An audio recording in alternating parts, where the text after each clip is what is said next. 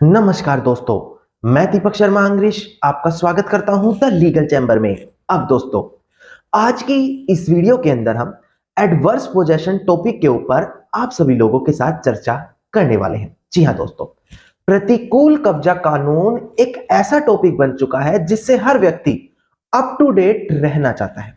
अब दोस्तों, आज की इस वीडियो के अंदर हम ऑनरेबल सुप्रीम कोर्ट की एक बड़ी महत्वपूर्ण जजमेंट आपके लिए लाकर आए हैं, जहां पर ऑनरेबल सुप्रीम कोर्ट ने इस पॉइंट को क्लियर कर दिया था कि चाहे कोई भी व्यक्ति कितने भी लंबे समय से कब्जे पर क्यों ना हो, अगर वो कुछ इंपॉर्टेंट कंसेप्ट जो होते हैं एडवर्स पोजेशन के उनको फुलफिल नहीं कर पाता तो वो कभी भी वहां पर मालिकाना हक नहीं पा सकेगा। इस वीडियो के अंदर आपको कुछ नए कंसेप्ट पता लगेंगे एडवर्स पोजेशन को लेकर।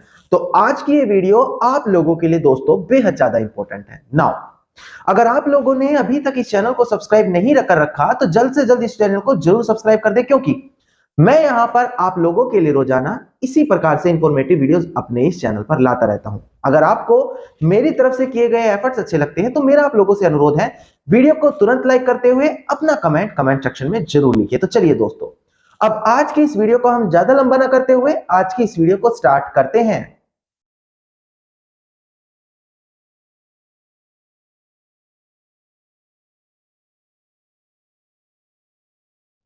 अब दोस्तों, सबसे पहले वीडियो की स्टार्टिंग में आप लोगों को क्लियर करके दे दिया जाए कि आखिरकार प्रतिकूल कब्जा कानून कहता क्या है, क्यों वहां पर 12 साल का ही टाइम पीरियड होता है कब्जा कानून को लेकर। देखिए, अगर हम बात करते हैं किसी की निजी संपत्ति की तो वहां पर समय सीमा होती है 12 सालों की। Article 65 schedule 1 of limitation act इस बारे में बात करता है। और वहीं अगर कोई गवर्नमेंट प्रॉपर्टी की बात करते हैं तो यह समय सीमा बढ़कर 30 सालों की हो जाती है। आर्टिकल 112 ऑफ लिमिटेशन एक्ट इस बारे में बात करता है। नाउ, अगर हम ध्यान देते हैं सेक्शन 27 ऑफ लिमिटेशन एक्ट के ऊपर, तो वहां पर यह वर्डिंग यूज की गई है कि अगर कोई व्यक्ति जिसकी प्रॉपर्टी पर किसी ने पोजेशन करके रखा है, यानी कि कब्जा कर रखा है, वो अपनी प्रॉपर्टी को रिक्लेम करना चाहता है, प्रॉपर्टी से कब्जा वापस पाना चाहता है, तो उसको विद इन लिमिटेशन टाइम के भीतर ही एक्शन लेना पड़ेगा। यानी कि जो लिमिटेशन टाइम है वो 12 सालों का है, इसके भीतर ही उसको एक्शन लेना पड़ेगा। अब अगर आप शिफ्ट करते हैं article 65 schedule 1 of limitation act के ऊपर, तो वहां पर क्या लिखा है कि अगर कोई व्यक्ति जिसने किसी की प्रॉपर्टी पर निरंतर 12 सालों से कब्जा जमा कर रखा है और प्रॉपर्टी का असल मालिक 12 सालों के भीतर उस कब्जे को खाली कराने के लिए कोई लीगल एक्शन नहीं लेता, तो 12 साल कंप्लीट हो जाने के बाद जो लीगल एक्शन लेने का उस मालिक का हक है वो वहां पर खत्म हो जाएगा। यानी कि उसको वहां से बाढ़ कर दिया जाएगा, वो अपनी प्रॉपर्टी को क्लेम करने के लिए कोर्ट में जाकर स्टैंड नहीं ले पाएगा। आर्टिकल 65 शेड्यूल 1 लिमिटेशन है। नाउ दोस्तों, कई बार लोग क्या सोचते हैं कि भाई कोई दिक्कत नहीं है, हमारी प्रॉपर्टी पर अगर किसी का कब्जा है, कोर्ट हमारी मदद नहीं करेगा, कानून हमारी मदद नहीं करेगा, हम उसे बलपूर्वक कब्जे से बाहर कर देंगे। नाउ, यहां पर उस व्यक्ति को बहुत से बेनिफिट मिल जाएंगे, जैसे कि आर्टिकल 64 शेड्यूल 1 लिमिटेशन एक्ट क्या कहता है, पोजेसरी टाइटल, कि अगर किसी कब्जाधारी को बाहर करा गया है जिसका पोजेसरी टाइटल होने से वहां पर मालिकाना हक बन सकता है, तो वो क्या कर सकता है, 64 आर्टिकल का यूज करते हुए प्रॉपर्टी पर दोबारा से कब्जा पा सकता है, जस्ट एक सूट दाखिल करते हुए। यानी कि अगर आप किसी का ऊपर बल का प्रयोग करके भी बाहर करना चाह रहे हैं तो आर्टिकल 64 आपकी वहां पर हेल्प नहीं करेगा, वो कब्जाधारी के फेवर में उसको कब्जा वापस दिला देगा। नाउ दोस्तों, मैं यहां पर आज की वीडियो में ऑनरेबल सुप्रीम कोर्ट की एक बड़ी महत्वपूर्ण जजमेंट लेकर आया हूं। साथ ही साथ कुछ ऐसे पॉइंट्स भी डिस्कस करूंगा जहां पर प्रतिकूल कब्जा कानून माननीय नहीं होगा। अब यहां से वीडियो का मेन कंसेप्ट स्टार्ट होता है, प्लीज बड़ी ध्यान से इस वीडियो को यहां से देखिएगा। अब दोस्तों, मैं आप लोगों को बता दूं कि जब कभी भी प्रतिकूल कब्जा साबित करने की बात आती है तो 3 इंपॉर्टेंट टर्म वहां पर बहुत इंपॉर्टेंट रोल प्ले करते हैं, nec vi, nec clam and nec precario. अब इस चीज को सरल भाषा में आपको समझाता हूं। देखिए, जो पोजेशन होना चाहिए, यानी कि कब्जाधारी का कब्जा होना चाहिए, वो होस्टाइल होना चाहिए, एक्चुअल होना चाहिए, एक्सक्लूसिव होना चाहिए, पीसफुली होना चाहिए एंड ओपनली होना चाहिए। अगर ये कब्जा वहां पर उसका नहीं है तो वैसे भी वो ओनरशिप क्लेम नहीं कर पाएगा। नाउ, अब अक्सर लोग मुझसे क्वेश्चन पूछते हैं, सर हमारी प्रॉपर्टी पर इतने सालों से कब्जा है, हम करें तो करें क्या। देखिए, आपको कहीं धक्के नहीं खाने, आपको एक अच्छे से एडवोकेट के पास जाना है, वो आपको प्रॉपर तरीके से गाइडेंस प्रोवाइड कराएगा कि इस स्टेप में आप क्या एक्शन ले सकते हैं ताकि आप अपनी प्रॉपर्टी को वापस से क्लेम कर पाए। फिर भी अगर इस वीडियो के माध्यम से आप जानना चाहते हैं तो इन 5 पॉइंटों में से कोई भी एक पॉइंट आप पकड़ लें, क्योंकि कब्जाधारी को ये सारी चीज साबित करनी पड़ती है और प्रॉपर्टी के रियल ओनर को बस एक चीज गलत साबित करनी पड़ती है और कब्जा उसको वापस दिला दिया जाता है। देखिए, सबसे पहले हम बात करेंगे एक्चुअल पोजेशन की, यानी कि अगर वो जो कब्जाधारी है उसका प्रॉपर्टी पर एक्चुअली पोजेशन होना चाहिए। अब इस चीज को आप कैसे साबित कर सकते हैं कि वो कब्जाधारी 12 सालों तक यहां पर कभी लगातार कब्जे में रहा ही नहीं। इसको हम कैसे दिखाएं कि वो बीच बीच में 3, 4, 5 महीने के लिए खाली छोड़कर चला जाता था, हम वापिस आकर कब्जा कर लेते थे। ये इंपॉर्टेंट पॉइंट आप लोगों के लिए बहुत इंपॉर्टेंट साबित होगा। क्यों? क्योंकि अगर उसने केवल वहां पर ताला लगा के रखा था, गेट बंद करके रखा था, तो वो एक्चुअल पोजेशन में नहीं काउंट होगा अनटिल एंड अनलेस उसका वहां पर फिजिकली पोजेशन ना हो। अब आप कहेंगे सर ये कैसे साबित करेंगे? देखिए, जो आपकी जमीन पर कब्जा किया गया है उसके जो अड़ोसी पड़ोसी हैं उनकी कोर्ट में आप गवाही दिलवा सकते हैं कि सर ये व्यक्ति यहां पर रहता हमने देखा तो है। कौन? कब्जादारी, पर कभी लगातार नहीं रहता था। आ गया 3, 4, 5 महीने में आ गया, 10, 15 दिन, 20 दिन रुक गया, फिर उसे दिखा नहीं गया, फिर आ गया, फिर इस तरीके से रुक गया, फिर उसको देखा नहीं गया। तो आप कह सकते हैं सर ये हमारी प्रॉपर्टी पर केयर टेक करता था, बीच बीच में आके देख रेख कर लेता था, हमें कोई ऑब्जेक्शन नहीं थी, बट हमें ये नहीं पता था ये यहां पर कब्जे का क्लेम डाल देगा ना। अगर वो कोर्ट में ये साबित करता है कि देखिए सर मेरे पास एविडेंस है, मैं 1 महीने से 2 महीने से लगातार रह रहा हूं, तो ये कैसे कह सकते हैं? तो हम ये कहेंगे सर वो पर्टिकुलर टाइम पीरियड के लिए 1-2 महीने नहीं, ये 3 साल से रह रहा था, 1 साल से रह रहा था, पर कब्जे के लिए 12 साल मिनिमम होते हैं।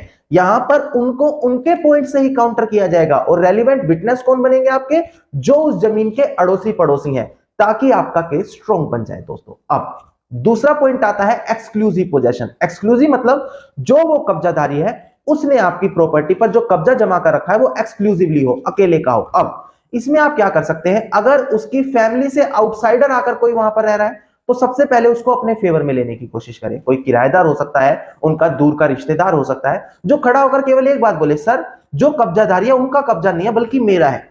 अगर यहां पर डिस्प्यूट खड़ा हो गया तो वो एक्सक्लूसिव पोजेशन की श्रेणी में नहीं आएगा। क्यों? एक्सक्लूसिव का मतलब है कि एक व्यक्ति का ही वहां पर पोजेशन होना चाहिए। अगर कई लोग मिलकर कब्जा कर रहे हैं तो वो एक्सक्लूसिव की श्रेणी में नहीं आएगा। जैसे कि कोई किराएदार, उनका भाई, कोई उनका दूर का रिलेटिव, उनको आप लोगों को अपने फेवर में लेना है। किस तरीके से लेना है मैं यहां पर ओपनली नहीं बताऊंगा, आप कॉल पर मुझसे कनेक्ट हो सकते हैं। अब तीसरा पॉइंट आता है कॉन्टिन्यू पोजेशन। कोशिश ये करे कि अगर कोई वो एग्रीकल्चर लैंड है, कोई ऐसी जगह है जहां का रिकॉर्ड निकलवाना नामुमकिन है, बिजली मीटर आपके नाम है, वाटर मीटर आपके नाम है, तो वो साबित नहीं कर पाएंगे कि 12 सालों से ज्यादा उनका वहां पर कब्जा है। तो आपको भी यही कहना है कि सर इनका कब्जा है, मना नहीं कर रहे, पर इनका लगातार कभी नहीं हुआ। 2 साल कर गए, 1 साल छोड़कर चले गए, फिर आए, फिर कर लिया, हमें लगा केयर टेकर है, करते रहेंगे, हमें क्या नुकसान है। पर इन लोगों ने ऐसा नहीं किया, तो इसलिए यहां पर कॉन्टिन्यू पोजेशन की श्रेणी में नहीं आएगा।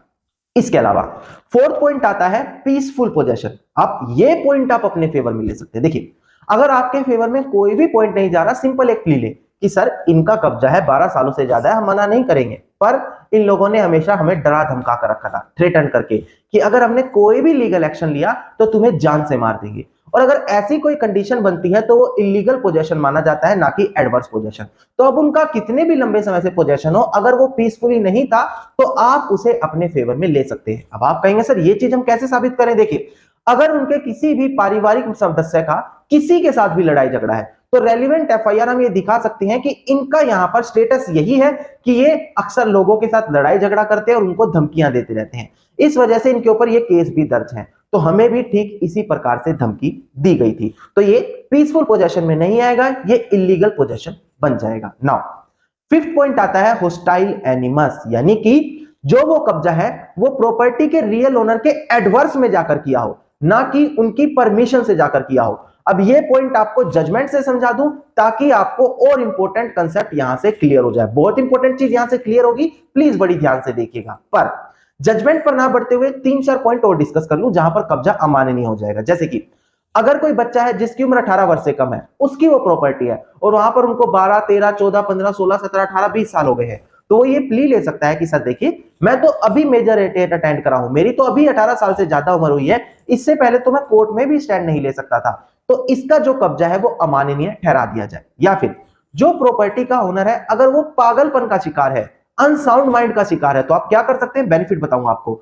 अगर वो आपकी एंसेस्ट्रल प्रॉपर्टी है, आप उसके फेवर में रिलीज कर दे, कोर्ट क्वेश्चन तो करेगा कि भाई आपने इसके फेवर में क्यों रिलीज करी, तो हम दिखा सकते हैं सर हमने इसलिए करी ताकि इसके बाद इसके माँ बाप के पास चले जाए, इनके बच्चों के पास चले जाए। अब बेनिफिट क्या मिलेगा?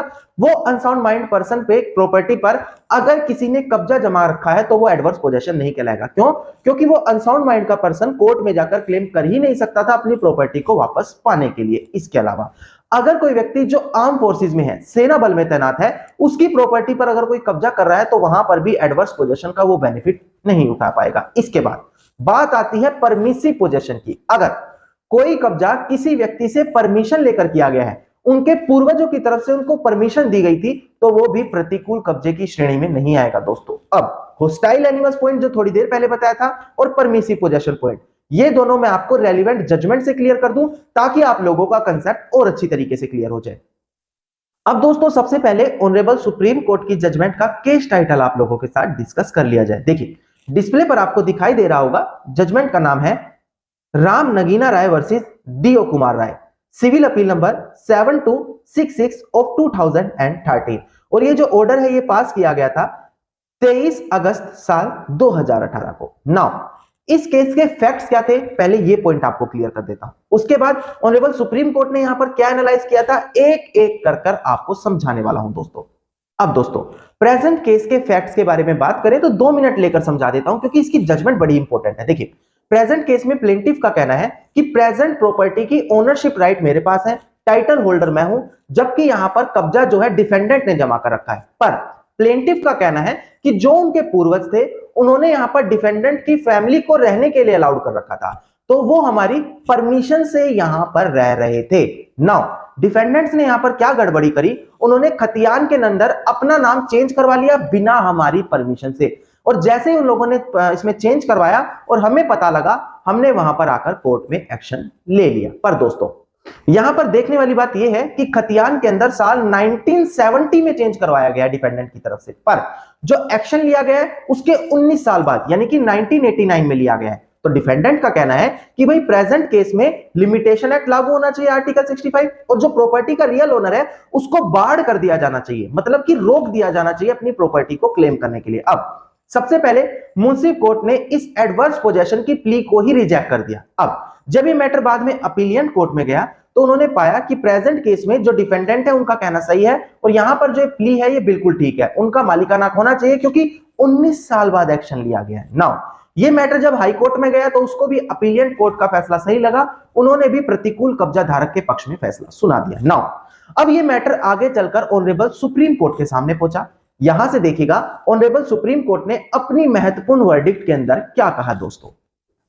अब दोस्तों डिस्प्ले पर देखिए, पॉइंट समझिएगा, एक एक करके आपको महत्वपूर्ण पॉइंट समझाता हूं। पहले ध्यान दीजिए, डिस्प्ले पर आपको दिखाई दे रहा होगा बर्डन इज ऑन डिफेंडेंट, यानी कि डिफेंडेंट वो है जो कब्जादारी है, उसी के ऊपर बर्डन आ जाएगा कि वो ये बात साबित करे कि वहां पर लिमिटेशन टाइम जो आर्टिकल 65 में दिया गया यानी कि 12 साल वो प्रेजेंट केस में एप्लीकेबल होगा, मतलब कि उसका कब्जा बन रहा है, ये कब्जाधारी को साबित करना है। दूसरा पॉइंट क्या कहता है कि जो लिमिटेशन टाइम है 12 सालों का वो उस दिन से चालू होगा जिस दिन डिफेंडेंट का कब्जा प्लेंटिफ के एडवर्स में हुआ है, यानी कि जब से उनका कब्जा प्लेंटिफ के असल मालिक के अगेंस्ट में जाकर हुआ है उस दिन से चालू होगा, ना कि जिस दिन से उनसे कब्जा जमा रखा है। आगे से देखिएगा, it is incumbent of the plaintiff, यानी कि प्लेंटिफ के ऊपर जरूरी होता है कि वो सूट फॉर पोजेशन दाखिल करे 12 सालों के भीतर, पर when the possession of defendant become adverse to the plaintiff, पर किन 12 सालों के भीतर, जिस दिन से कब्जाधारी का कब्जा